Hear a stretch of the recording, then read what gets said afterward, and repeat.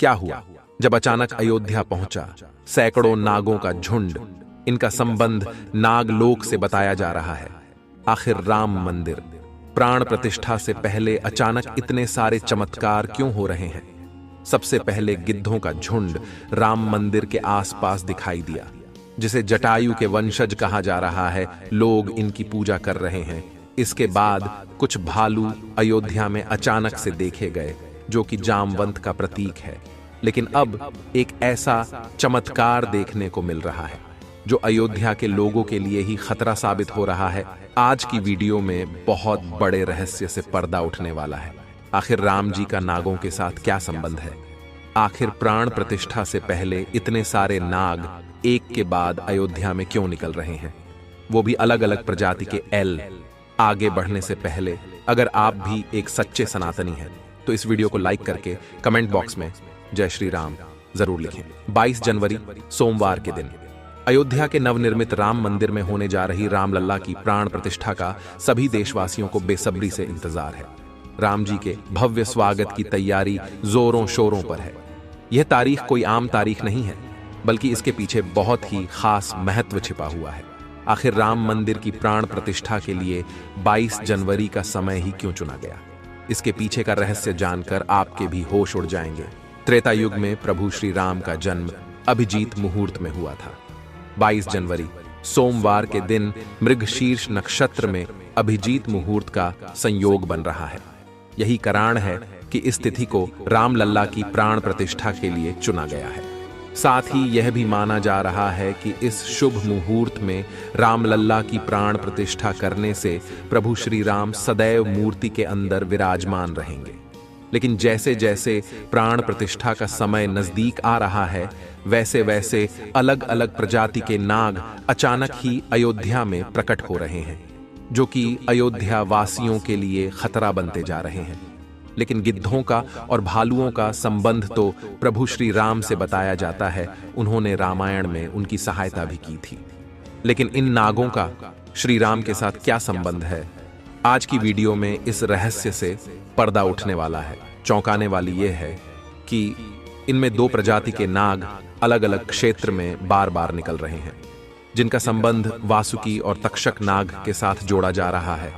ऐसा कहा जाता है प्रभु श्री राम के भाई लक्ष्मण साक्षात अनंत शेष नाग का रूप है, और वासुकी नाग, तक्षक नाग और शेष नाग तीनों ही आपस में भाई है, जिसमें तक्षक और वासुकी नाग पाताल में निवास करते हैं और शेष नाग बैकुंठ में भगवान विष्णु की सेवा करते हैं। तो अंदाजा लगाया जा रहा है कि जब प्रभु श्री राम अपने भाई लक्ष्मण यानी शेषनाग और माता सीता के साथ अयोध्या धाम पहुंच रहे हैं, तो क्या शेषनाग के दोनों भाई पाताल में से उनसे मिलने के लिए बार बार प्रकट हो रहे हैं?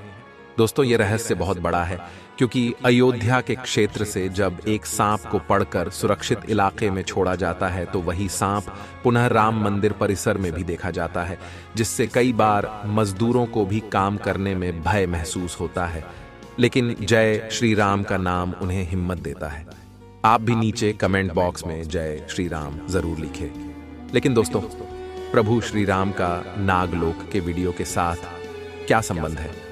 वो सच्चाई जानकर आपके पैरों तले जमीन खिसक जाएगी, क्योंकि पूरे घटनाक्रम को मल्टीवर्स के साथ जोड़कर देखा जा रहा है, जिसे हिंदी में सृष्टि चक्र कहते हैं। मल्टीवर्स की सच्चाई जानकर आपके भी रोंगटे खड़े हो जाएंगे। जिस संसार में हम रहते हैं वो सृष्टि व विनाश के चक्र से गुजरती है। इस संसार के प्रत्येक सृष्टि चक्र को एक कल्प कहा जाता है। हर कल्प के 4 युग या 4 भाग होते हैं। दूसरे भाग या त्रेता युग में राम अयोध्या में जन्म लेते हैं और रामायण करके फिर से बैकुंठ लौट जाते हैं। यानी कि अगर आप इस पृथ्वी पर अपना जीवन यापन कर रहे हैं, आप जो घटनाक्रम कर रहे हैं वही बराबर घटनाएं किसी और यूनिवर्स या कल्प में आपके ही रूप के साथ पुनः होने वाली है या फिर हो चुकी है।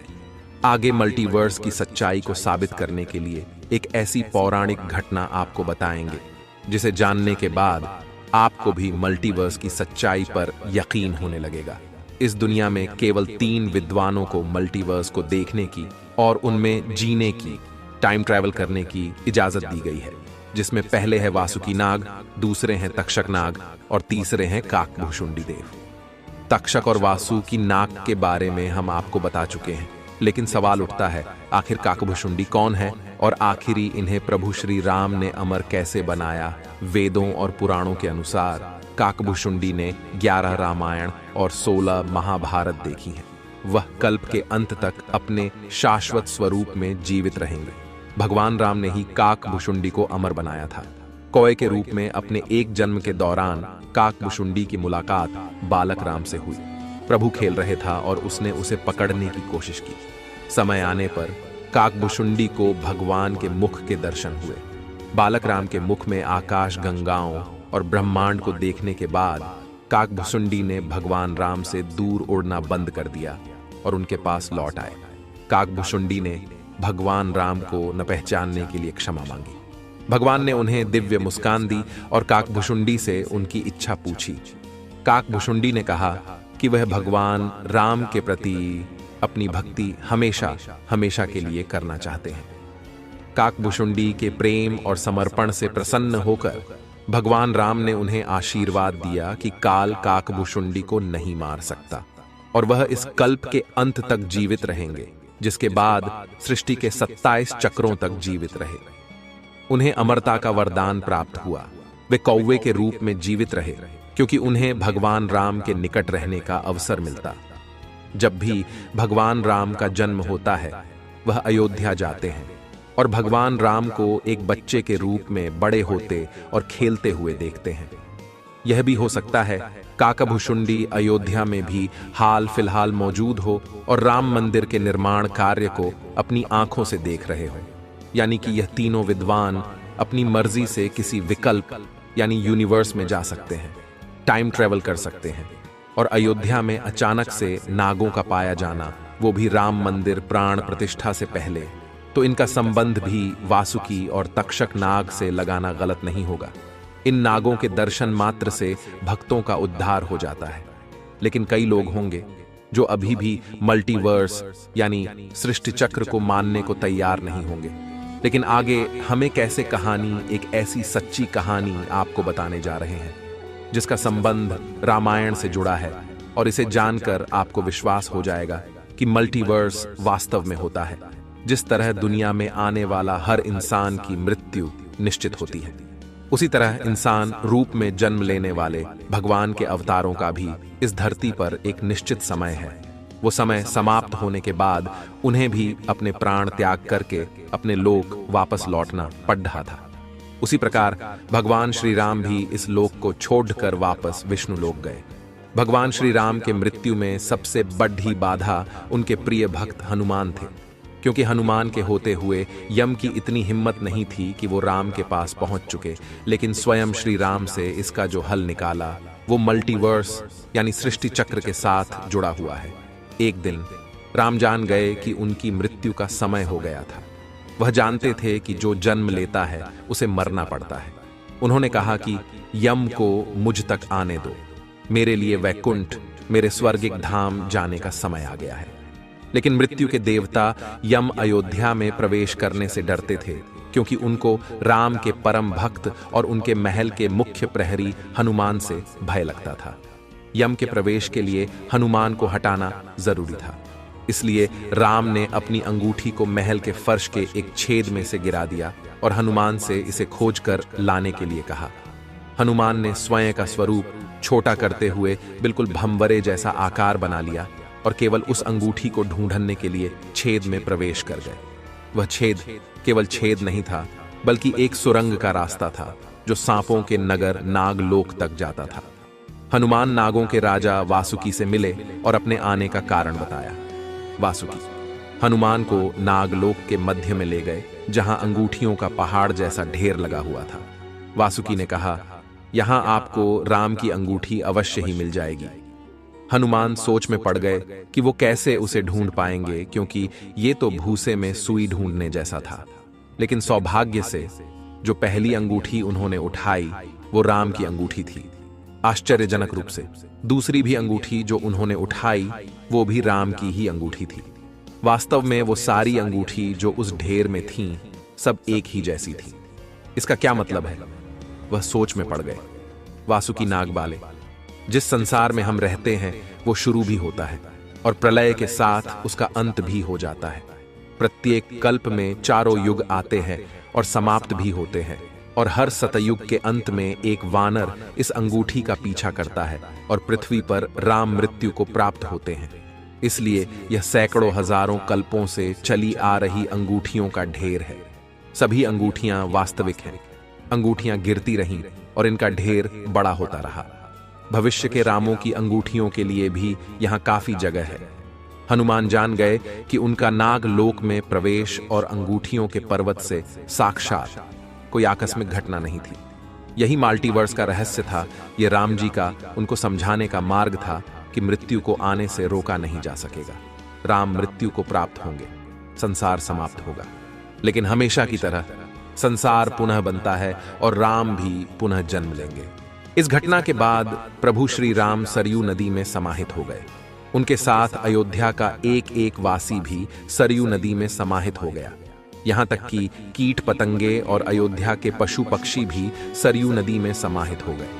ऐसा कहा जाता है अयोध्या में जितने भी रहिवासी रह रहे थे वह सभी देवी देवताओं के ही अंश थे, जो प्रभु श्री राम की लीला को अपनी आंखों से देखने के लिए अयोध्या में रहवासियों की तरह रह रहे थे।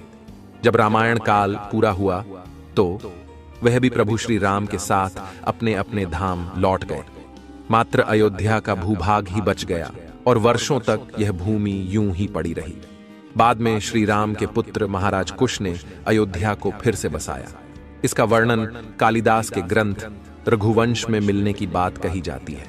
रामायण के अनुसार कुश ने ही सर्वप्रथम पत्थरों के खंभों वाले मंदिर का अपने पिता श्री राम की पूज्य जन्मभूमि पर निर्माण करवाया। वहीं जैन परंपराओं के मुताबिक अयोध्या को ऋषभदेव ने फिर से बसाया था। भविष्य पुराण के अनुसार उज्जैन के महाराज विक्रमादित्य ने ईसा पूर्व में एक बार फिर से दूसरी बार उजड़ चुकी अयोध्या का निर्माण करवाया। धार्मिक ग्रंथों के अनुसार उन्होंने अयोध्या में सरयू नदी के लक्ष्मण घाट को आधार बनाकर 360 मंदिरों का निर्माण करवाया था। वे भगवान विष्णु के परम भक्त थे और इसीलिए उन्होंने ही श्री राम जन्मभूमि पर एक भव्य मंदिर का निर्माण करवाया था। हिंदू पक्ष का दावा रहा है कि बाबर से पहले भी 1833 में मुस्लिम आक्रमणकारी सालार मसूद ने जन्मभूमि मंदिर को ध्वस्त कर दिया था। अयोध्या में राम जन्मभूमि मंदिर पर विवाद की कहानी की 1528 से शुरू हुई। हिंदुओं का दावा रहा है कि मुगल आक्रमणकारी बाबर ने उस पवित्र जगह को तोड़कर उस पर मस्जिद का निर्माण करवा दिया। अयोध्या राम जन्मभूमि। बाबरी मस्जिद विवाद पर अपना ऐतिहासिक फैसला देते समय सुप्रीम कोर्ट ने उन सिख ग्रंथों को भी अहम सबूत माना है, जिसके मुताबिक सिख धर्म के संस्थापक गुरु नानक देव जी आक्रमणकारी बाबर के भारत आने से पहले ही भगवान राम की जन्मभूमि के दर्शन के लिए अयोध्या पहुंचे थे। गुरु नानक देव जी 1510 से 1511 के बीच अयोध्या आए थे, जबकि बाबरी मस्जिद 1528 में बनाई गई थी। इतिहासकारों के अनुसार वहां पर बाबर के कहने पर उसके एक सूबेदार ने मस्जिद का निर्माण करवाया था। 23 दिसंबर 1939 को राम जन्मभूमि मंदिर के इतिहास में एक बार से जबरदस्त मोड़ आ गया। उस दिन रामलल्ला की प्रतिमा मस्जिद के अंदर अचानक से विराजमान पाई गई। ये विवाद इतना बढ़ा कि आखिरकार तत्कालीन सरकार उस ढांचे को विवादित मानकर उस पर ताला लगवा देना पड़ा।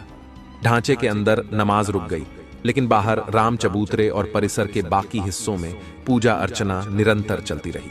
6 दिसंबर 1992 को अयोध्या में राम जन्मभूमि आंदोलन से जुड़े लाखों कार सेवक जुटे थे। उन्होंने ही उस विवादित ढांचे को ध्वस्त कर दिया। भगवान रामलल्ला ढांचे से निकलकर अस्थाई टेंट में आ गए। यानी कि राम मंदिर का इतिहास बहुत बड़ा है। कई लोगों के संघर्ष की कहानी है और कई कार सेवकों के बलिदान का प्रतीक है। भले ही हम इस संघर्ष में भाग नहीं ले सके, लेकिन यह हमारा सौभाग्य है कि हम राम मंदिर को बनता हुआ अपनी आंखों से देख रहे हैं। अगर आज की यह खास वीडियो आपको पसंद आई है तो सच्चे सनातनी इस वीडियो को लाइक करके हमारे चैनल को सब्सक्राइब जरूर करें। हर हर महादेव।